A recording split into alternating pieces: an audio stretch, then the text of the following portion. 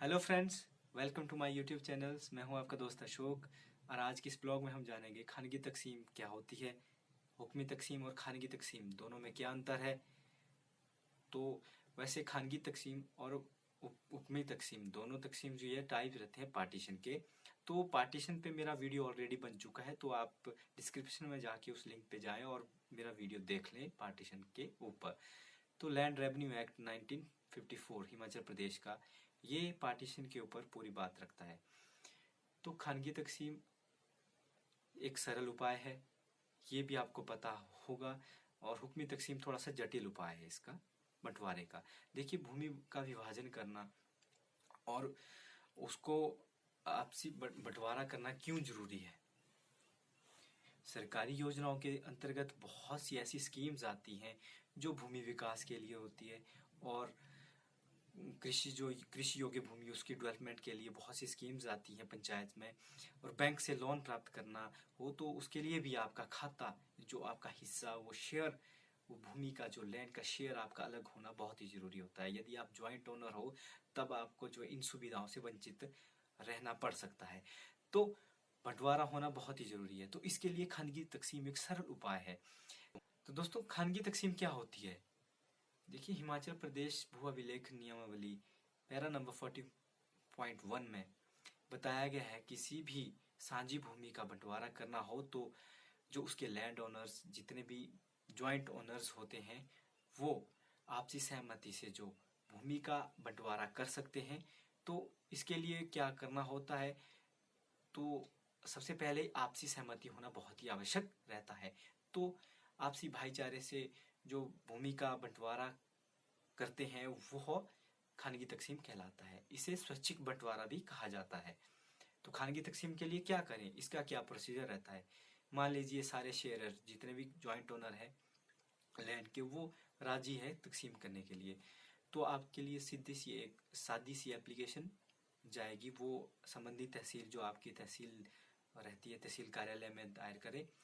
और दायर करने के बाद, आवेदन करने के पश्चात, संबंधित तहसीलदार और नायब तहसीलदार तथा पटवारी हल्का मौका पे जाकर वन्नाजात लगाते हैं और हिस्सेदार की प्रेजेंस में आकर जो है इंतकाल तस्दीक करते हैं। लेकिन इंतकाल तस्दीक करते समय यदि किसी हिस्सेदार या किसी शेयरर को कोई आपत्ति हो या उस पार्टीशन से सहमति ना हो, तो नायब तहसीलदार और तहसीलदार दोनों जो है पार्टीशन, जो खानगी तकसीम को नहीं कर सकते हैं। तो इस परिस्थिति में तकसीम होना बहुत ही मुश्किल होता है। तो सबकी सहमति होना बहुत ही आवश्यक रहता है। ये पॉइंट आपको मैं बार बार क्लियर कर रहा हूँ।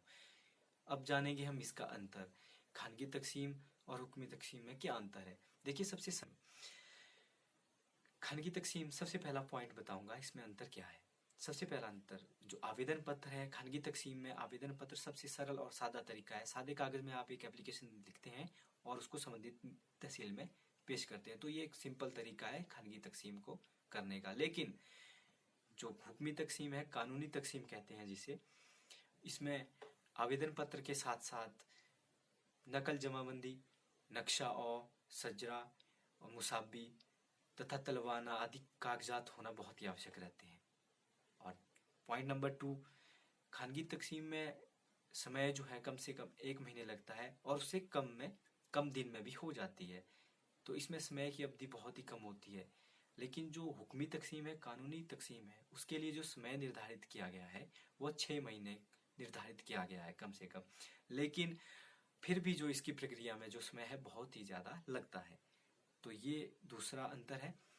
और पॉइंट नंबर 3 जो इसमें डिफरेंस रहता है, खानगी तकसीम के उपरांत जो है कोई पेचीदगी, कानूनी पेचीदगी नहीं रहती है। इसमें कोई भी कमी नहीं रहती है। खानगी तकसीम हो जाती है तो ना कोई इस पे ऊपर दलील होती है, ना अपील होती है। तो ये सिंपल और सरल तरीका है। लेकिन जो हुक्मी तकसीम है, कानूनी तकसीम है, तो इसमें जो है आपको एक न्यायालय से दूसरे न्यायालय में जाना पड़ता है और जो समय अवधि है, अपील पे अपील होती रहती है। तो बहुत लंबा प्रोसेस है कानूनी तकसीम का। और पॉइंट नंबर 4, खानगी तकसीम में पैसे और समय की दोनों की बचत है। लेकिन हुक्मी तकसीम में, कानूनी तकसीम में समय और पैसे की दोनों की बर्बादी है। तो आप खुद अंदाज़ा लगा सकते हैं कौन सा आपके लिए सही तरीका रहेगा बंटवारा करने का। तो मेरा तो आपके लिए यही सजेशन रहेगा कि खानगी तकसीम करवाएं। और ये था पूरा वीडियो, खानगी तकसीम और हुक्मी तकसीम में क्या अंतर है। अच्छा लगे तो लाइक और शेयर करना ना भूलें। Thank you so much.